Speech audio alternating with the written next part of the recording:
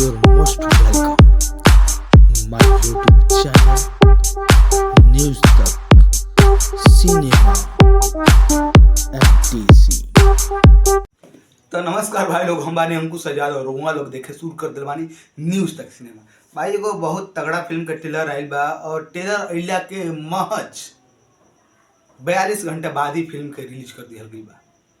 भाई भोजपुरी में इतना तगड़ा ट्रेलर आइल है और इतना जल्दी फिल्म का रिलीज कर दिया गई कि जेकर कोनो अता पता लापता बा। भाई फिल्म के ट्रेलर भैया परसों हम देख माफ करम 26 तारीख के देखी, लेकिन थोड़ा समय के अभाव की वजह से हम फिल्म के रिव्यू ना कर पाई, ना ट्रेलर के रिव्यू कर पाई है। और ये फिल्म आप लोगों के बीच 28 तारीख के ही रिलीज हो चुका बा। फिल्म का नाम बा तेरा मेरा टसन।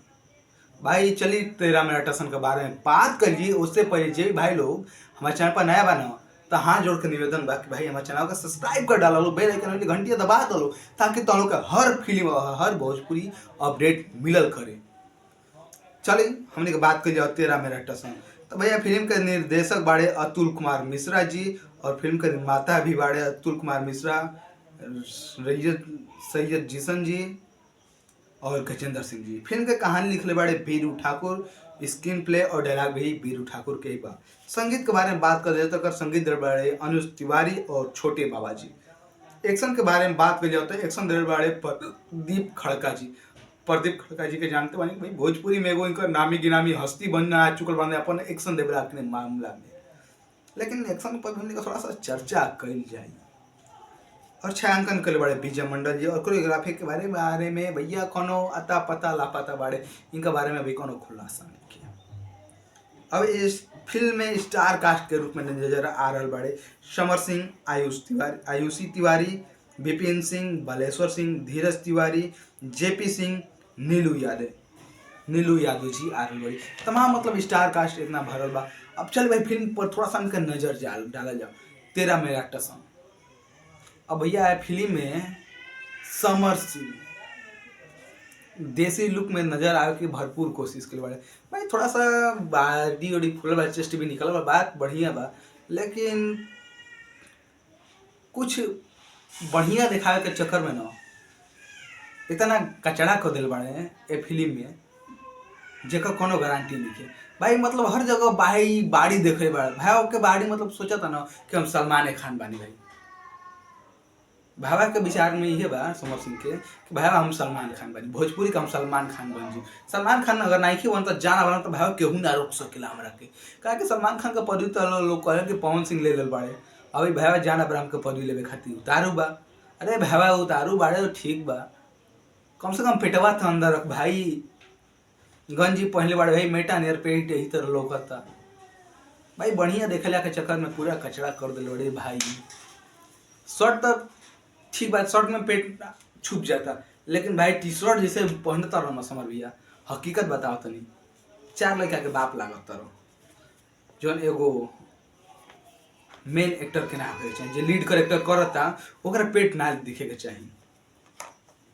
बाकी ये फिल्म में ये कहानी बा कि भावा गांव देहात से बात शहर में गई रहता घूमे, वो ये प्यार होता यार का फिल्म के बारे में कहीं मतलब भावा के एक्शन मारपीट के भी देखा जाता ना, तो भाव के एक्टिंग देख के अगर सच में अगर कहीं आस्कर वाला रहता सुनाई जा तो भाव के कहता सन भावा तू एक संगे 45 गो आस्कर पकड़, लेकिन काल से फिल्म मत बनी है। मतलब इनका एक्शन देखे एक्टिंग देखे पूरा एक्टिंग रोता एक्शन रोता भावा कहाँ रहे अब तक। भैया हम कहा बोले फिल्म के बारे में।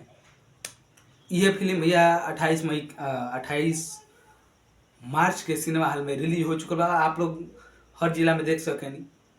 बाकी हमारे तरफ से फिल्म के शुभकामना। भाई जितना तेजी से ट्रेलर आइल हो और उतनी जल्दी फिल्म रिलीजिंग भइल हो। ट्रेलर से खाली 42 घंटा पहले फिल्म रिलीज होने से पहले 42 घंटा महज 42 घंटा ट्रेलर लॉन्च कर दी बा। तो भाई फिल्म कितना कमाल कर सकेला तब सोचे वाला बात बा। भाई हो सकेला खुद के सही के सलमान खान समझो तो कस कि भाई सलमान खान के एगो फिल्म आई रहे जो 48 घंटा पहले ट्रेलर लॉन्च भई और फिल्म सुपर हिट गई रहे वांटेड।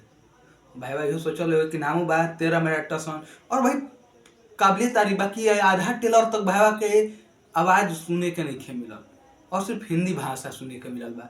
भाई भाई इहो फिल्म भी है ना तेरा मेरा टसन मिशन चाइना नियर बा, नाम बा भोजपुरी फिल्म, आधा एहू में हिंदी देखा वाला। मतलब वही कहा भोजपुरी वाला तो हम लोग भोजपुरी के साथ थे जल क्रीड़ा कर रहा बड़ा लोग, मतलब भोजपुरी का एकदम नैया डुबावे पर लाग चुकल बड़ा लोग। बाकी हमारे तरफ से फिल्म के शुभकामना रही। बाकी अगर आप लोग हमसे पर्सनली जुड़ल चाहते हैं तो हमारा इंस्टा आईडी बावे नीचे, इंस्टा आईडी से हमसे जुड़ सकें। अगर कोनो बात होगा बेबाक अंदाज में हमसे पूछ सकें। बाकी हमके दी इजाजत और हम लोग यही सब देखते हैं न्यूज़ तक सिनेमा। नमस्कार, जय भोजपुरिया समाज।